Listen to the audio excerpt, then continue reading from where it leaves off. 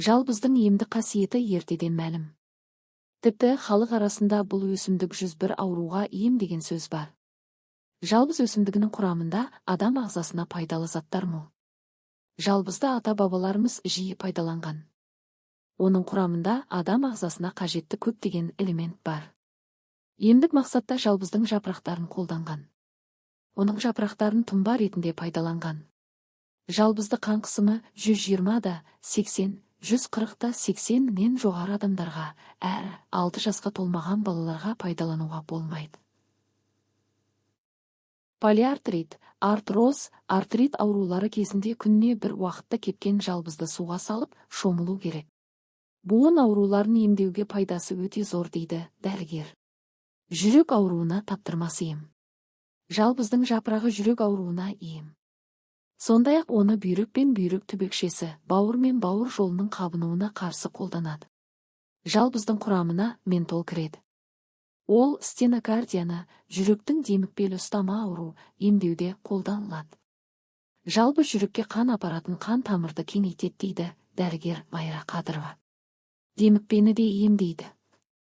Халық арасында жалбыз ұнтағын бал орнына сары майға араластырып, қабылдаса демікпе сырқатын жазып, тыныс алу жолдарын тазартады деген сенім бар. Сонымен қатар жалбыз булығып жөтілгенді тиіп, қарлыққан дауысты ашады. Егер тершең адам жалбыздың кепкен жапырағын ыстық суға бұқтырып демдеп, жатар алдында жарты стақанын ішсе, тершеңдігі басылады. Ал аяғының шуашы бар адамдар жалбыз тұнбасына 3 мезгіл аяғын жуып жүрсе, жағымсыз иістен арылады. Полиартрит дертіне шалдыққан адам кепкен жалбыз шөбін суға қайнатып, күніне 1 реттен жатар алдында ванна жасап түссе, сырқатынан сауығады. Сондай-ақ еті тілініп кетсе, іріңді шихан сияқты қотырларға жалбыз тұнбасын таңып тастаса, тез жазылады. Бас ауруын жазады. Сонымен қатар дәрігерлер кесеге жалбызды салып, оған ыстық су құйып, кейін біраз уақыт тұндыруға кеңес береді. Олардың айтуынша, мұндай шайды кешке басы жиі ауыратын адамдар ішу керек екен. Осылайша жалбыз ауруды басып, ұйқыны қалыпқа келтіреді. Көңіл күйіңізді көтереді. Бұл тамаша сусынды ыстық және салқын күйінде іше аласыз. Емдік шайдың жағымды дәмі жүйкеңізді тынықтырып, көңіліңізді көтереді.